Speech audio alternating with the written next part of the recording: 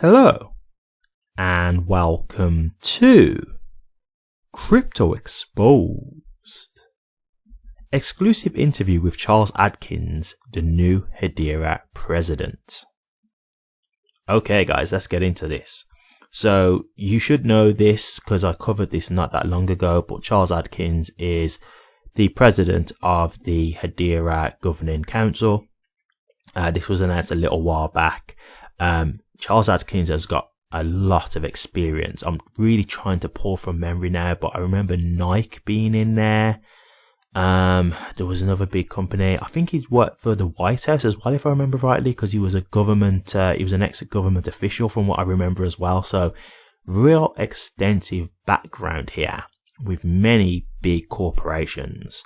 And this was one of the things as to why I was kind of excited here, because it's not just about his caliber and his reputation, it's also the people that he can actually bring in, right? Because if he's still got good connections with, let's say, the White House, for example, Nike, these big entities, etc., well, he might be able to, put a word in and say, hey, just to let you know, Hedera's doing this, these are great stuff, you might want to work with them. And, because obviously he's got a great reputation that he's built up over the years, they might be very inclined to give him that time of day and check them out. Or, he may be able to get a partnership that Hedera may not have been able to otherwise have attained. So I think this is a very big positive to have him as the president.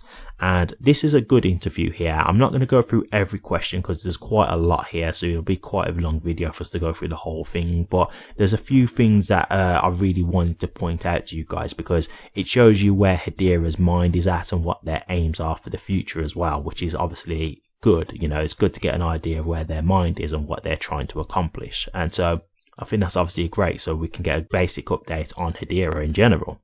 So I'll go through this. As I say, I'm not going to go through every question, but we'll get to the main points of this so we can get an idea of what's going on.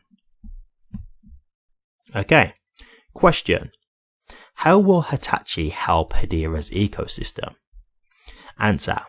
Hitachi brings new capabilities to the council, strengthening the network through its technical and research capabilities. Its leadership in innovation-led industrial use cases makes Hitachi a unique and valuable addition to the council. Hitachi and its affiliates have already employed their technological expertise to develop valuable blockchain technology solutions in payment systems, supply chains, predictive maintenance, and mining. Hitachi also brings further expertise and innovation in machine learning and generative AI technologies to the council, increasing the wide-ranging, varied expertise that forms its knowledge base. Hitachi has a history of developing forward-looking technology for industrial, energy, infrastructure, and mobility solutions, and Web3 infrastructure is increasingly attractive to large enterprises who have never before been able to demonstrate the transparency and accountability of supply chain and other systems that are so urgently needed in today's times. Question. Why do you think so many big companies are choosing Hedera versus other blockchains? Answer. Hedera is unique in that it is incredibly fast, energy efficient (in brackets carbon negative), and secure in comparison to other networks.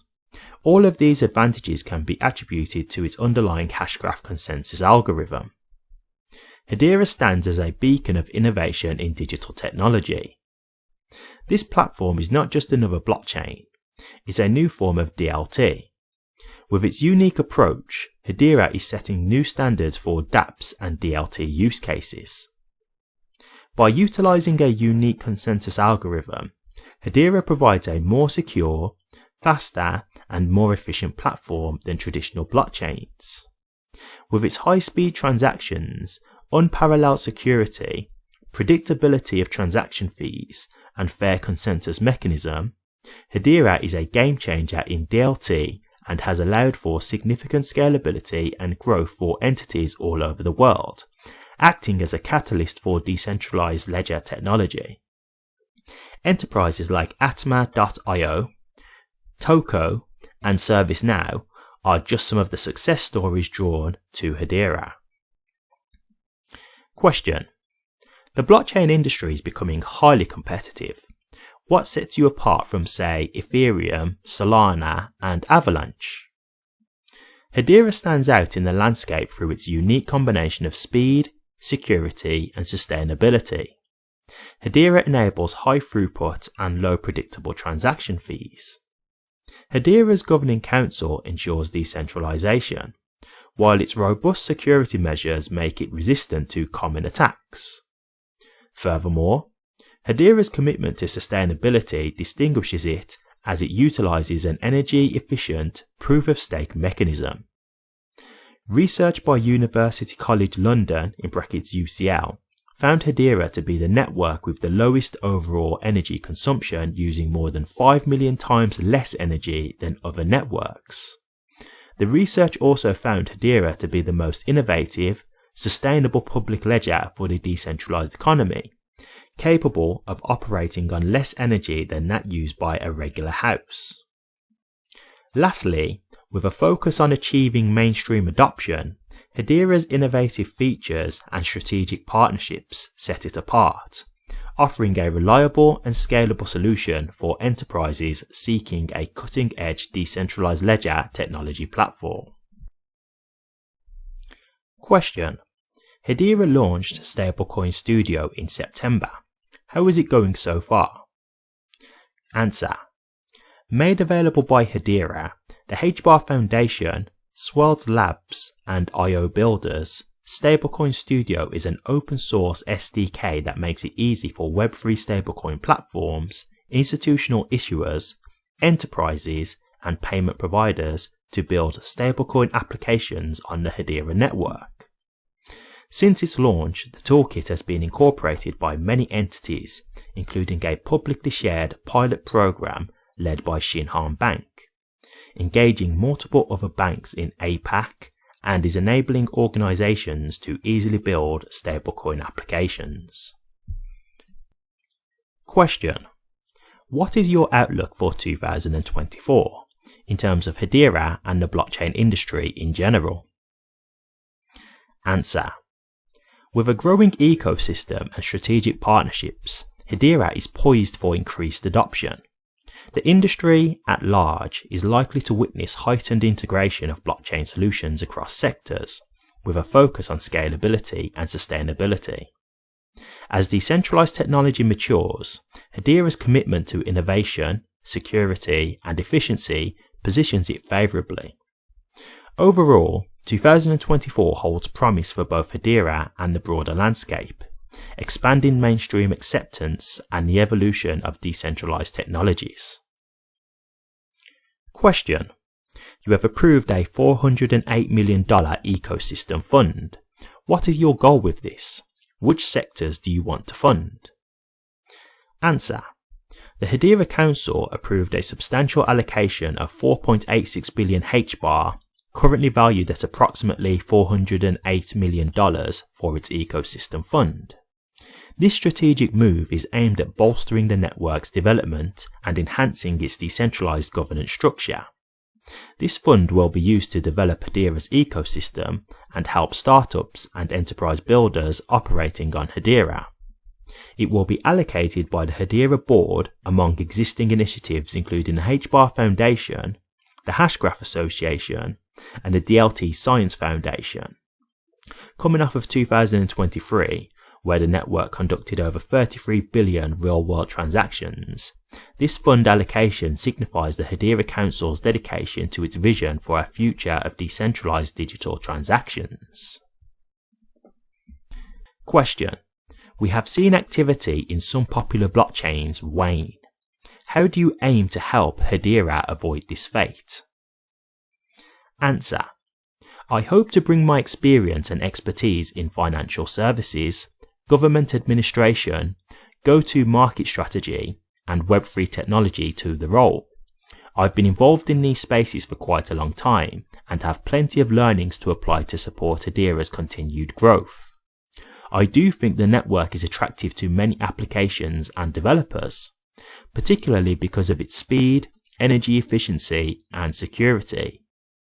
Hedera has been around for quite a long time already, and more projects are utilizing Hedera's tech. Question: where do you want Hedera to be in the next 5 years? Answer: my hope is that in 5 years, everybody will be using the underlying Hedera network without even knowing it. Ideally, many distributed applications are running on Hedera and providing the accountability and transparency that Web3 offers in a seamless user experience across everything from financial services to healthcare to AI accountability to education to consumer products and services and more. The goal is not technology for technology's sake. The goal is for this technology to improve the lives of everyone by delivering lower costs of doing business and greater transparency for all. Okay, so real interesting stuff there, guys, real interesting stuff. So the first thing I'll just get to is obviously the allocation, because that was one of the videos that I covered not so long ago, and this was one of the things that a lot of people was upset about. I said this from the get-go, guys. This is all about Hedera trying to expand the network. It's reinvesting back into themselves. And clearly this is what he said in just other words. He's saying ecosystem growth, which is the same thing. Yeah, you're reinvesting to try and help grow the ecosystem. Reinvesting back into the network, trying to expand the network. So I'm not surprised about that at all. I'm hoping, again, the fact that you can see other people saying this other than just me, that you can understand that I'm not just saying this to try and protect Hedera or anything like that. This is just generally when you do the research and really look into things, you can just understand what the real goings on is, you know. And yes, some people are still not going to be happy with this because it's just going to dilute the market, but you can't please everyone, right? Like, the thing for me is, okay, yes, it's going to dilute the market, but at the end of the day, if it's going to ultimately help grow the business and expand its value, then why is that such a bad thing? Because ultimately, them growing the ecosystem should help bring more value to HBAR overall anyway.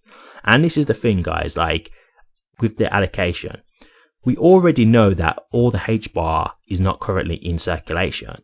So what do you really expect them to do? Do you think that they're just going to hold on to the circulating supply forever just in hope that the retail will just get their money? Well, no, of course, they've got the circulating supply. They've got some that are still not currently in circulation. And of course, the plan has always been over like a 15-year period, I believe, to slowly release HBAR to bring to the market. And the reason why they're doing that is so they don't just plummet the token. That's the whole point. They're trying their best not to dilute the market so much that it just destroys the price of the token. So they are trying to do this in a controlled way. But when people are saying, you know, this is such a bad thing, it's like they're not just going to hold on to the HBARs that are not in the circulating supply forever, right? Like, what would be the point of that? So you've got to understand, you know, you've got to reinvest at times. You know, you want a business to grow, you have to reinvest back into that business. So to me, common business practice there, no concerns. And again, it's good to see Charles basically agreeing and saying the same thing as what I've been trying to tell you guys. The other thing that I saw that I thought was very noteworthy was, you know, just mentioning how, you know, there's been blockchains that have waned, right? Like, there are blockchains that haven't survived this bear market. We've seen, you know, FTX collapse. We've seen Terra Luna collapse. Like, there are blockchains and cryptos that have just not survived this bear market. So we do have to remember, guys, that for Hedera to have gone so strong through this bear market, continuing to make partnerships, continuing to build and doing what they've done, they've really continued to expand as a network. Like, you've really got to give them their props there. Just because it's not being shown in the price doesn't mean that they've not been actively working and continuing to try and build up Hedera, because they really have. And for me, that says a lot, and it shows that they can weather the storm of a bear market. So that to me shows stability, right? It shows me that Hedera seems like a strong network because they've not just been wiped out from the bear market. So again, that shows you that they must have a lot going on for them, and they must have a lot of money behind them to be able to weather the storm and not be completely cleaned out. Another thing I just wanted to address, because this is a great point, and I saw this before, but it was that university, I think it was the University or the College of London, the University College of London or something like that, UCL. They did that report, and they showed that Hedera hashgraph is the cheapest in terms of carbon efficient. It's the most carbon efficient blockchain of all. Well, hashgraph is the best network in that sense. And this is the thing that I've said to you guys numerous times. Like, for me, that reason alone, that fact alone, could be a reason as to why Hedera get much more partnerships than other networks. Because if you look at the moment with how everybody's being with like climate change and stuff like that, and wanting to adapt to carbon friendly practices, well, if you're starting to look at crypto, Hedera is your best bet, right? Because it's the most carbon friendly. I mean, if you just heard what they said there, it's actually cheaper than running a house. Like, that's crazy. For a whole network to be cheaper than running a house from a carbon perspective, that's amazing. So again, I think this is something that will put Hedera in a very unique position, and I think this could be the difference of what could get them partnerships over other networks. I really do, because there's going to be many companies that have in their actual job, like in their aims and stuff like that they're trying to follow, like their new business practices. Carbon emissions is it's one of the things that many companies are trying to adopt now, because it's on the agenda for even like politicians and stuff like that. Like, everybody's trying to make this climate change a thing now. Like, you know, let's try and make our world more carbon friendly. Like, when you look at like electric cars, they want to try and eventually get rid of like petrol cars, right? Because they want to try and make the world more green. And electronic cars don't use as much emissions as petrol. So you can see how they're trying to do all these different things to try and reduce their carbon footprint and make the world more eco-friendly. So Hedera, they're your top choice, right? And the thing is, they've got the tech to go with it. So it's not like, oh, it's a poor network, but it's the most carbon friendly. Because then you might be like, oh, well, it's such a poor network though, so maybe we just go with a different one. No, it's actually an amazing network as well. Like, it's fast, it's efficient, it's secure. So when you put in these factors, and then it's also carbon friendly, like, you've just got a great choice here in Hedera, and I think that will help them get a lot more partnerships than other networks would, just for the fact that they're so carbon friendly, and it will go with a lot of their business principles as well. So yeah, I think this is really great. Just one last thing that I will just touch on, and this is the other thing that I've been talking about in regards to mass adoption. I spoke about this before as well. When Charles said that, you know, in 5 years, he wants it to be a thing where Hedera is being utilized and people don't even know it.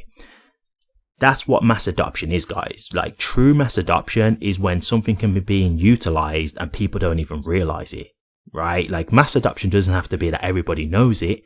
Now, don't get me wrong, there will be a stronger majority, like there will be more people who are knowingly using Hedera and stuff like that.